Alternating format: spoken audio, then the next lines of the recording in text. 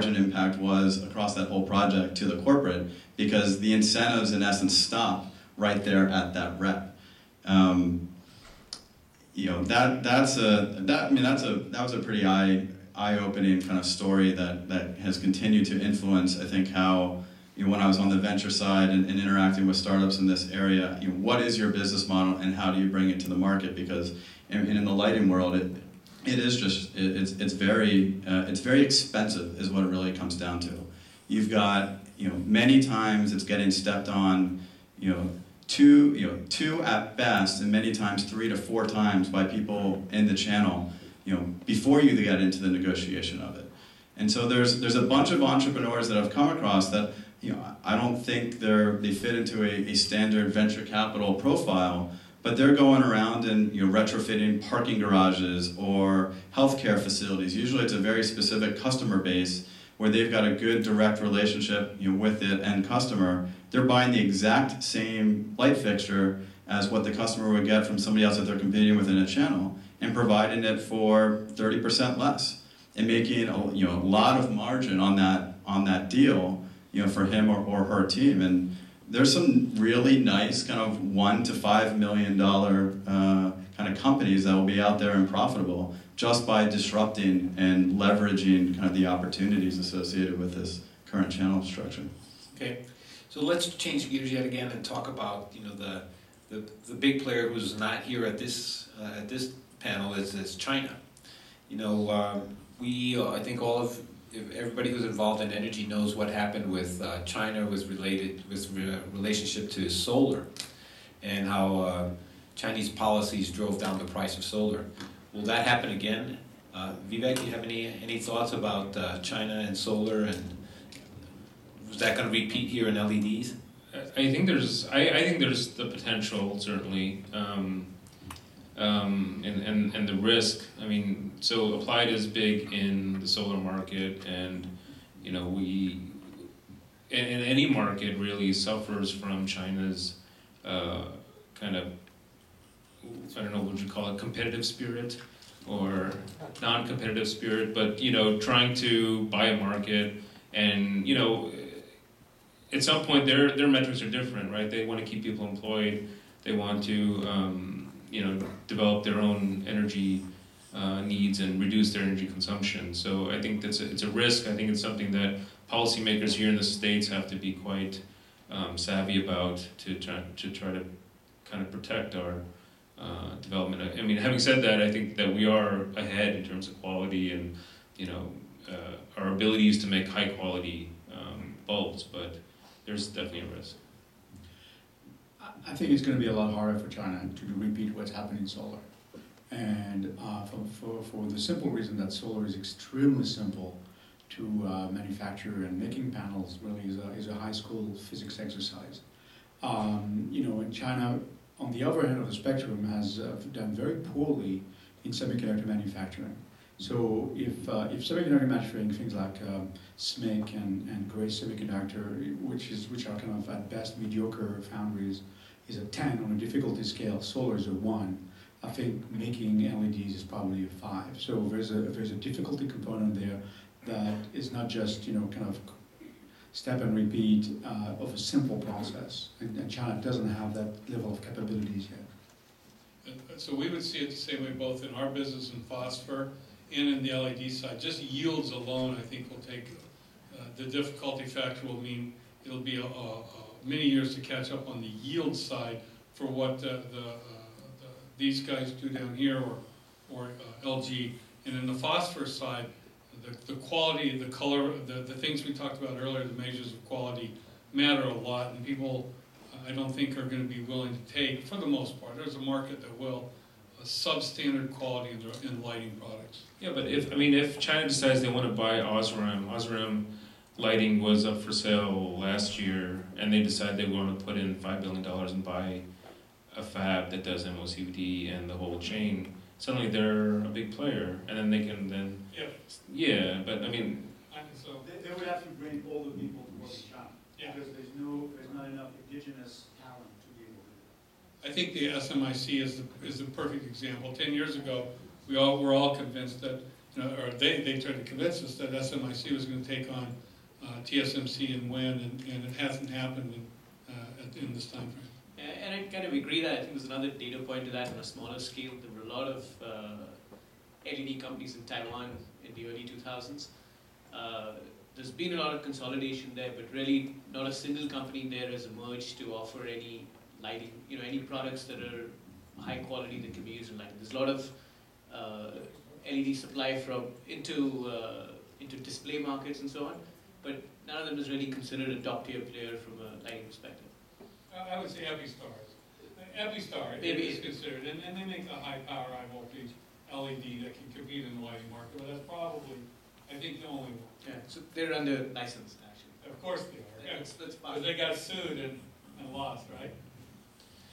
Now, one of the things that's in the news right now is also from China, has to do with the rare earth, and there's a whole lot of maneuvering between China and the rest of the world as China tries to control that. So, Maurice, since you're closest to the material side, can you tell us about is this true, or is this just political maneuvering? Is this really? So it's true. So some of the rare earths that we use, and we do use rare earths in manufacture, some of our phosphors went from $40 a kilogram to $400, and some have dropped back to $300. But we're still at that much larger of a price increase, and there is not alternative supplies in the market in general. There are two that we both know are coming up. One in the U.S. and one in Malaysia from Australia, but this is a real impact. There's export quotas. It's difficult to get particularly heavy rare earths out of China, and the cost of exporting them is significant. So there's of course there's a political side to this, but the problem is real, and I think it goes away. And I think when I first met Alan, we talked about this. I think 2 years, and he said probably longer, but anyway, somewhere in 2 to 5 years, the problem goes away, but until then, there's a stranglehold on rare earths out of China for the most part. But it doesn't make sense, because rare earths are not rare, and they're actually found around the whole world. And so, what's China doing? Well, it took what happened is we walked away, as did many other, over ecological concerns, walked away from the refining, not necessarily the mining, but the refining of rare earths, which has had a lot of byproducts, including in China, and just now started coming back to that with much tighter processes for making these rare earths that would fit in the United States or other countries. So the rare earths themselves are not rare, but the refining capability is rare at this point. Vivek, do you see this impacting your business? Only in so much as it reduces the capacity and throughput that, we're in the tool business, so anything that reduces the number of chips or wafers that go through the ecosystem is going to affect us negatively. So, we want the market to grow, certainly. Okay, so let's shift gears yet again.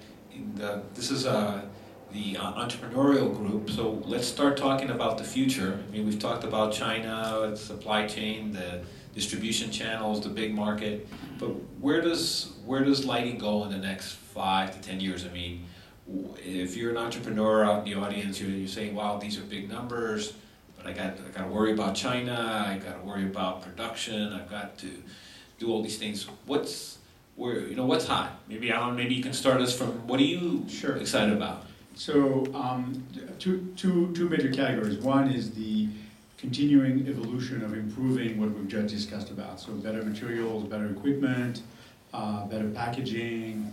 And then you have a more revolutionary aspect where, we're just beginning to start thinking about new ways of using light. We've been using light the same way for essentially 100 years, maybe a little more, because just without going on a tangent, the reason we have sconces on the wall is because originally we would put torches there, and then ultimately we had gas. The gas had to be about a foot away because you didn't want the wall to catch on fire. So for the last 100 years, we had a wall about a foot away from the wall. There's just no reason to do that, right? So, thinking about, for example, if you look at these planes, at these fluorescent lights, you could replace that with LEDs, but why not just have a sheet of light as opposed to just have discrete sources of light? So there's different ways of doing that. There's different materials as well. So in all these categories, there's a tremendous amount of innovation, and it's going to take a while, and it's going to take money, of course. But we're just at the beginning of rethinking how we use light in so many different ways. Yeah, I think that the artistry of lighting will be where the opportunities are. Margins in selling LED chips and even in our business will kind of come down, but the value add will be how do people interact with light, and what cool architectural things can you do, what kind of emotional impacts can you have on people, so I think definitely kind of rethinking the whole the way humans interact with light. I think will be a very exciting. Just a quick piggybacking on this. There's just knowledge that's just becoming available that says that sunlight may not be the best light for every day or for different hours of the day. So you can actually change people physiology with different frequencies of light.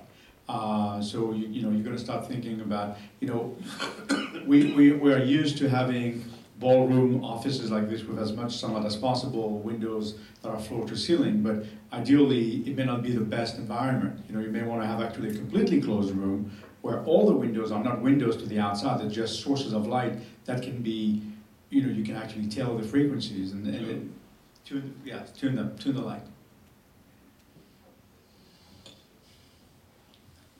Yeah, I guess a lot of my sentiments would echo that. For a company like Enlighted, I guess our vision as to what happens in 5 years is the first person who walks in a building at 6 o'clock, in the morning comes in and goes to their space, and just the lights that are along their pathway light up. And in essence, you have that type of individual kind of behavior happening across the entire building going forward. What makes that vision even remotely possible is, I think, kind of along those lines, people have stopped taking lighting and are starting to stop taking lighting and buildings for granted, and really starting to look around and saying, what is it that I'm trying to accomplish? What is the best way to do that?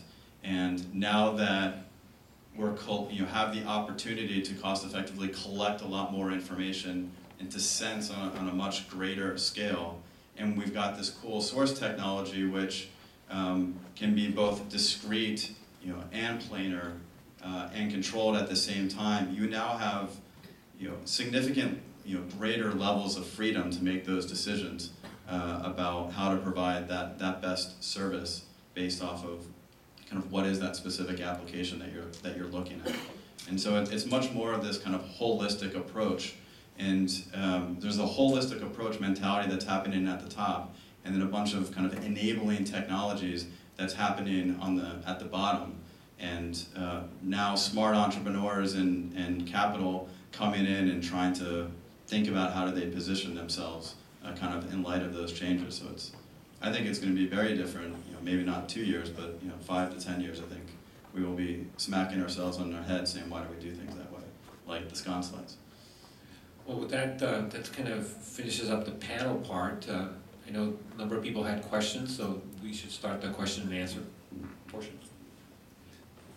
Yeah, a question for Ms. Carson. I'm from China. I know your company have established offices in China, right? So my question is, what competitive edge brought you to China market? You think that Mr. Helen said it's very fierce competition in China right now in kind of LED illuminations. I know just like there are several national sponsored bases spread in China.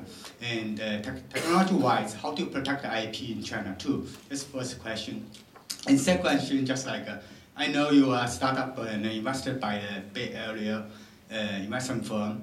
And my question is, just in the next round or late stage, if you go to IPO, will you go to Chinese IPO, or you consider about a Chinese-based investment firm investment? That's my second question. Okay, so the first one is, one of the things that brought us to China originally was the access to the rare earth. Okay, so that's one thing that you do have there for some of our products.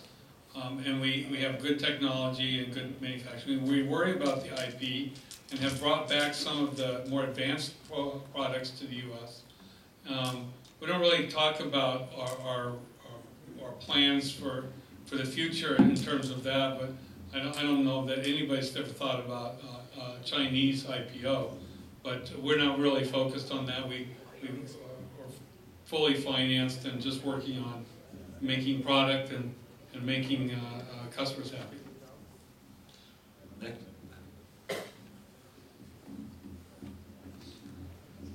So my question is simple.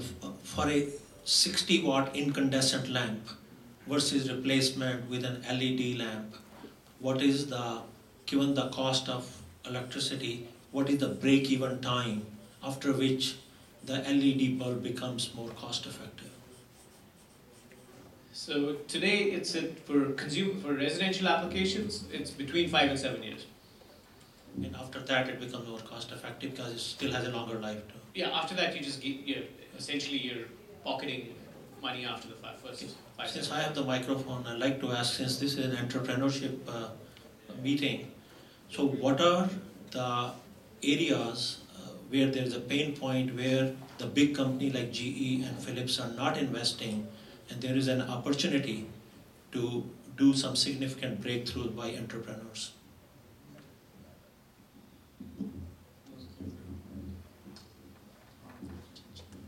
So I think, I'll just throw this out. You don't see, I think a lot of people are going to invest in competing with building fabs, building equipment. It's going to come on the lighting side. It's going to come maybe on the electronic side. There's room for improvements, big improvements in the drivers, in the electronic drivers for even these type of lights, for A19 replacements. I think there's work for design still on that, on the electronics. I also think there's opportunities to take the output from all the people that are here, the LED lights, and as we said earlier, for designing pop-in replacement, retrofit opportunities with good quality light that people really see the difference. And there are opportunities as well that are not venture capital backable, because they're going to be very smaller businesses. Matt said, $1 to $5 million in terms of revenue annualized, by focusing on a very specialized local niche of a specialty lighting, if you will. Very capital efficient, serving a very narrow segment of the consumer or the commercial. That could be really in the realm of entrepreneurship. I'll give you an example of that. I was in Singapore, and I was meeting with the lighting person. He said, "Well, let me show you this," and he takes out this thing that looks like a flashlight, right? So it's a little bit bigger, but it was a 1 degree beam angle, and he goes, "This is weapons grade. This is a weapons grade flashlight, and this is going to be used by military and police going forward, because it's so bright and it goes like this. Everybody has to just duck."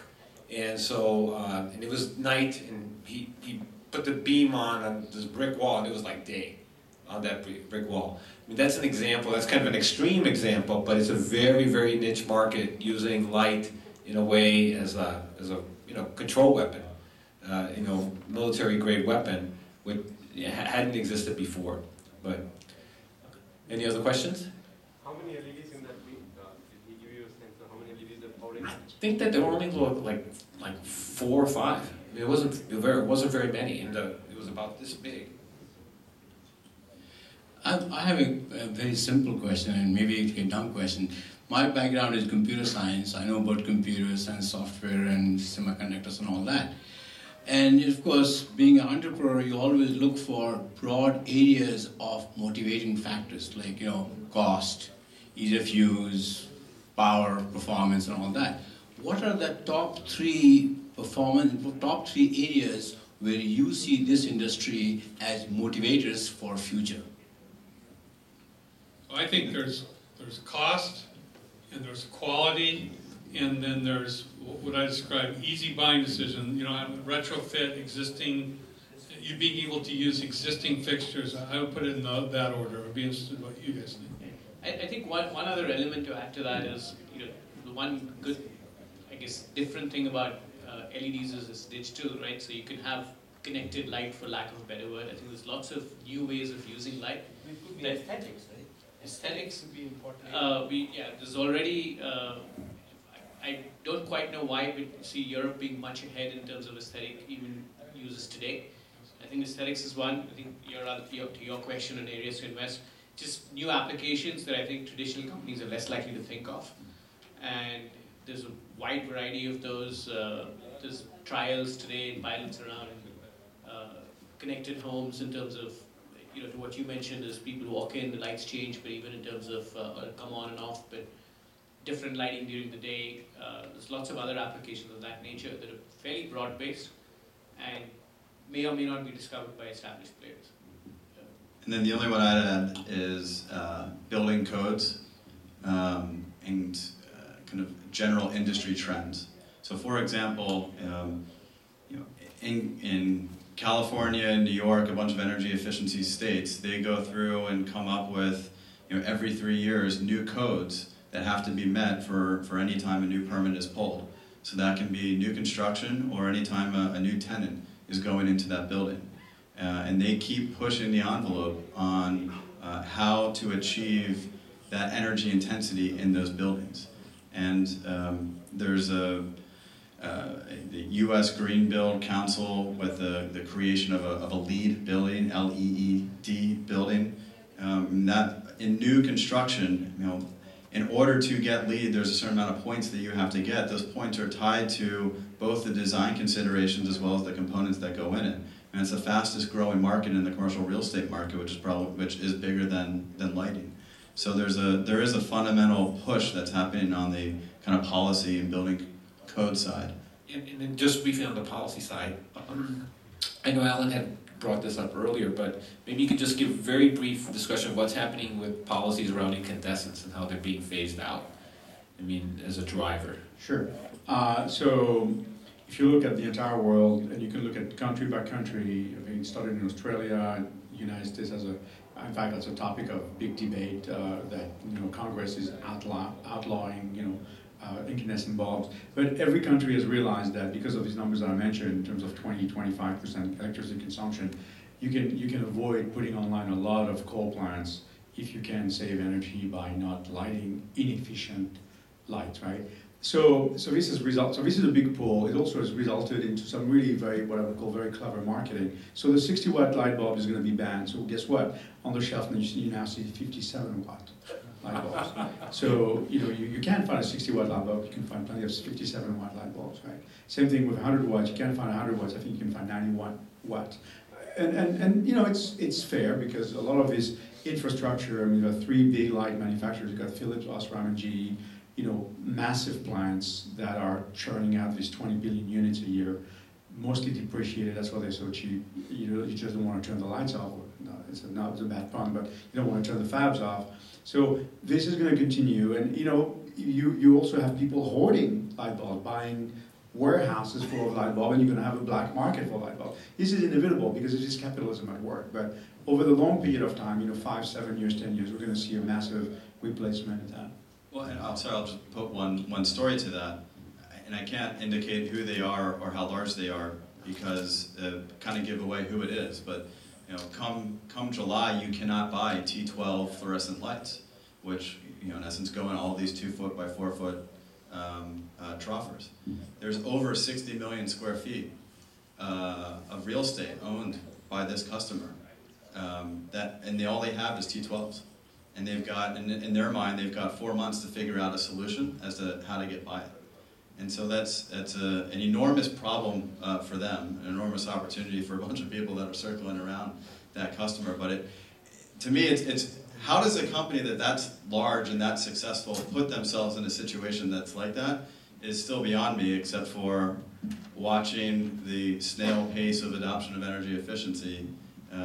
It's just not top of mind on the main decision makers in large corporations, and that's starting to change. I think to add to that, one of the things we do in our office is kind of lobby Congress, and we were there last month with a bunch of LED, including Philips companies, and we talked to a couple of the staffers, and they said, it's hard for us to sell efficiency.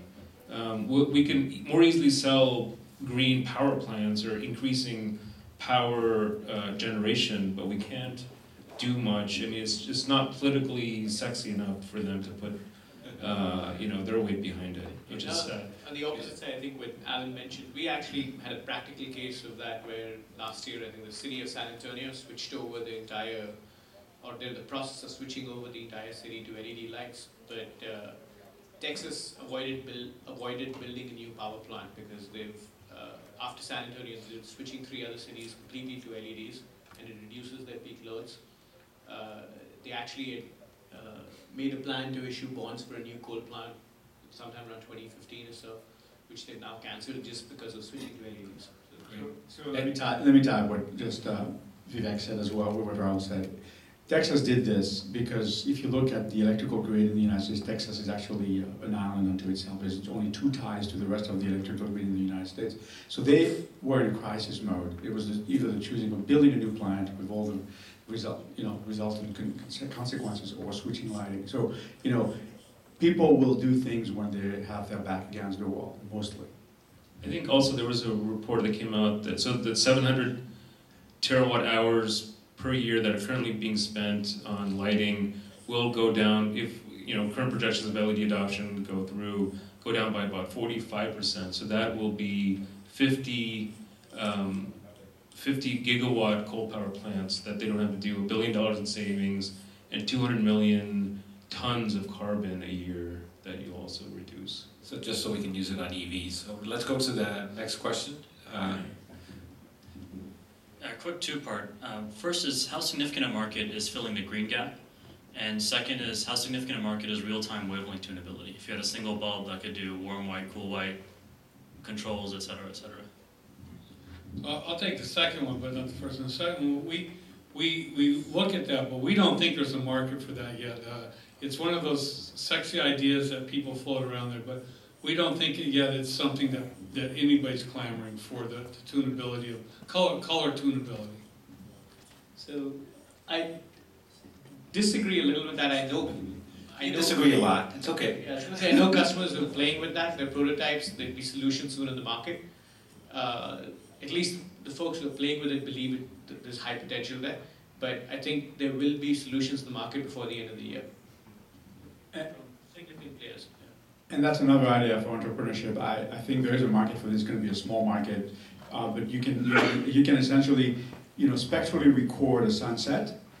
So you can digitize a sunset the way you digitize music, and you can actually play that back with a whole bunch of LED arrays with all kind of tunability. So you can actually reproduce the mood of a sunset in your living room.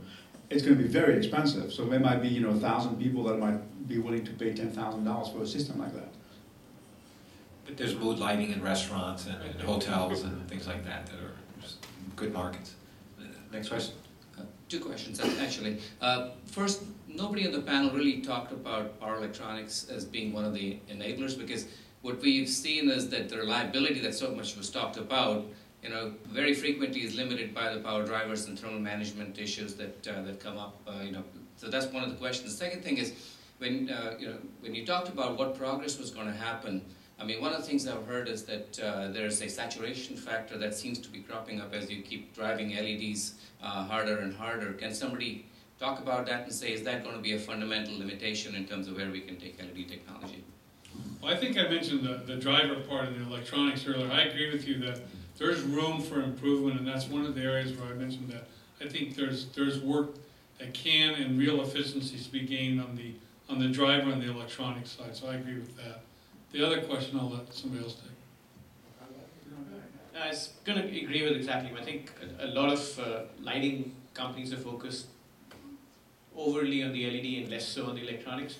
That focus is going to change if for no other reason than about 2-3 years the LED cost and the total cost is going to become a lot less significant.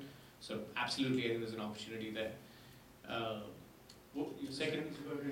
The second question you're talking about something called the droop factor. So as you increase current and you're driving this semiconductor device harder, then you start losing efficiency, essentially, right? So, right now there's kind of people are thinking there's a theoretical limit of about 250 lumens per watt. So now you start thinking about what the gentleman behind you mentioned in the beginning. You've got to talk about lumens, candela, how much light do you really need on the floor. The droop factor, in my opinion, is not going to be a concern. I mean, it's an interesting scientific problem, but fundamentally, you just don't want to have a million candela 6 feet away above your head because you have to wear sunglasses all the time. So as devices get cheaper and cheaper, you can certainly increase the amount of lumen. You don't want a 25,000 lumen on the ceiling. You want maybe 2,000, maybe 2,500. So for different application, you can compensate for the droop factor with just adding devices because they're so cheap. Any other questions? I have a quick general question. Can anyone mention industry trade shows and journals that we can refer back to? Well, of course, there's Building and Light next month in Frankfurt, and then Strategies in Light in May in Las Vegas this year. And I think those are the two shows. Light Fair was last month here in Santa Clara. So those, I think, are the three that come to my mind. And then they didn't get much recognition, and it should have come up in the quality conversation, but Jim Broderick and the DOE Solid State Lighting Consortium have done some awesome work, in my mind, for this industry. And so they were putting on free conferences kind of throughout different parts of the value chain and bringing in both technical and business. If it's not free anymore, I think it's still really cheap. So that's a relatively low-cost way to start hearing about what's happening on the technology side as well. The next one's in San Jose. Next one's in San Jose, if you didn't hear that. I have a question for Maurice. Does your coating wear out? Would you hold on a second? Does the coating wear out, or does the LED light wear out? So is the coating reusable, or can you recycle it? No, it's not reusable. I think maybe it is, but we've never tried. We've recycled, but it has as long a life as the LED does. The phosphor, by coating you mean the phosphor, has as long a life as the LED does. Basically, it just fluoresces, right? It doesn't wear out. It just there's no chemical change. It's not degrading.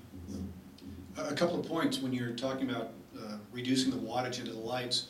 I haven't heard anybody mention the savings in your air conditioning system.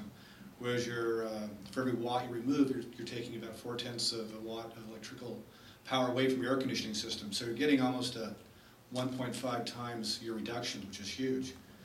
Now, the other thing is when you're talking about your payback in lighting, we're more or less referring to, we live in California, we live in the Bay Area, what's the cost of electricity here? When you start looking at places where you have your primary fuel source is oil-based, such as Hawaii, such as Cyprus, and many of the island countries around the world, you'll find that your payback's extremely low. And when you're talking about LED lamps being replaced in like department stores like Macy's or whatnot, you're going to find that you have a 10-year life on those new LEDs. Your savings from not having people replacing those lights every 9 months to 11 months is huge. So there's a lot of ancillary benefits and cost savings that we need to delve into and look at, because that makes the lights that much more economical and that much more desirable. Yeah, it's a great comment, and it's very interesting to see how it gets practiced in the field. And I certainly implore you to ask kind of anybody in this industry what their experience has been, and almost track that over time. Well, right now, if you go to the Macy's store at Valley Fair, you go to the women's side, women's and children's side, look up and see what's there.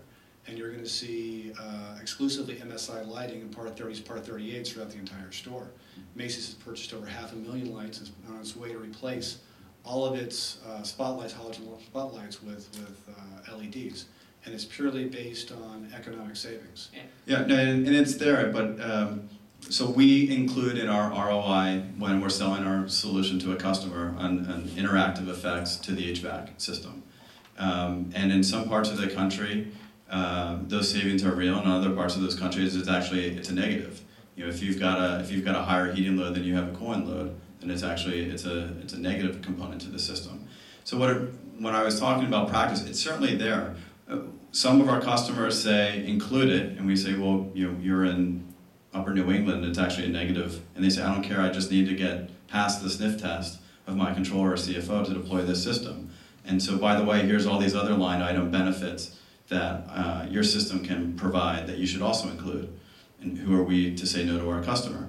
Other times we'll go to places in hot areas and say, there's interactive effects, and here's how much we believe are associated with it. And they'll say, where does that come from? We'll point them towards some models and academic literature, and they'll say, I don't care, I don't believe it. So it was more of a comment about, from the entrepreneurial side, our main goal is to get to yes as fast as possible. And for us, we have a system that we can set the maximum output that a light goes to. So we call it task tuning. So we are now changing that total wattage that would be consumed. That means we reduce the demand charge for a commercial building, which is the amount that they pay on their electricity bill on a per kilowatt basis versus per kilowatt hour basis. And if this is too deep, I apologize, but it can be 20 to 30% of a customer's bill depending upon their energy usage. Oftentimes we don't include it because it takes too much time to get everybody comfortable with that model, whatever it is, that ROI model, if you're using that in practice. My sense is for the bigger projects where you really need it, you're going to go through and find every little nugget and then justify it to get the project done.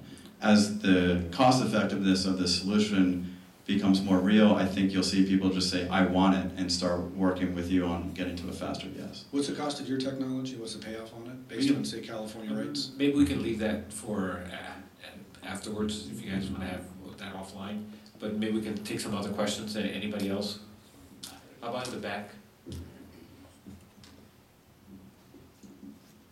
How about any health or environmental negatives about LED lighting over the long haul? For example, eye strain or eyewear due to the point source nature of LEDs. Are any of these problems being looked at? And also the role of the federal government in basically expanding this market.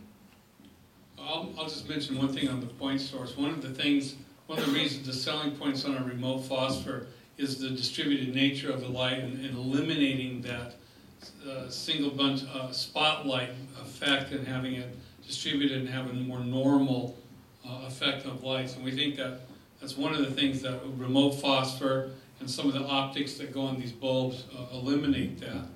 And you can see examples of it in some of the bulbs that are available now, or the lighting fixtures are now available at Home Depot. Yeah, to add to your point, there's a study done in Europe actually by some academics where they retrofitted some schools with LED lights versus incandescent lights, and basically found that attention spans went up with LED lighting, mainly because it was much more consistent.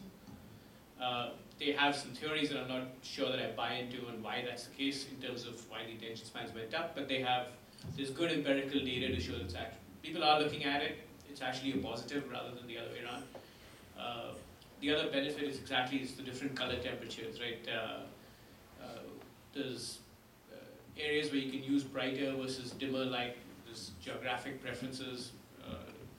You actually have an advantage with LEDs when you do that. Next question. Sorry, just one of the other big ones will be, because the LEDs are, in essence, point sources, and there's so many good companies that have developed optics specifically for it, you can control the light and where it goes to a much greater degree than you can do with large bulbs. So this becomes really important for the Night Sky Society and for outdoor lighting, where there's a strong push to control, in essence, light pollution. There's a whole other agency that's looking at circadian effects, so we'll see how that comes out. But it's the government, in my mind, this is one area where they're doing a pretty good job of asking the right questions and funneling some dollars and resources to innovation. My question is, are there any dark horses in the incandescent, or it's totally, the battle is over, LED versus incandescent? Can there be some surprises in the light conversion efficiency, or can anything come out from the current light bulb industry? No. Now this is black body radiation. This is a lot of physics. I mean, a tungsten filament radiates ideally along a Planck curve on a black body radiation. There's nothing you can do about it. Radiates heat, you get some light as a byproduct. So maybe we'll go to our last question.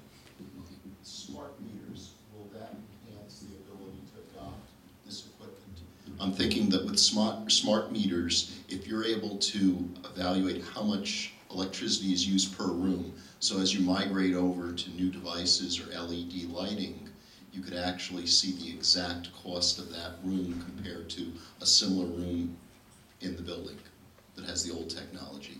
And then also possibly temperature control, and then with a smart meter evaluate the cost of electricity saved or lost. You could see it on a meter. Cost accounting, it would help CFOs and treasurers determine, costs. Short answer, yes. And I think we have a few customers where for large installations, they're already turning off, they're essentially controlling when things turn on and off, and there's advantages doing it. They're more conscious about the energy cost. So they can see a bill. Yes. See what's used at a bill for that room and this room. Well, thank you very much. It's been wonderful to talk about lighting and what's happening in the industry. If anybody wants to talk, I think the panel members may be stay a little bit while. Thank you.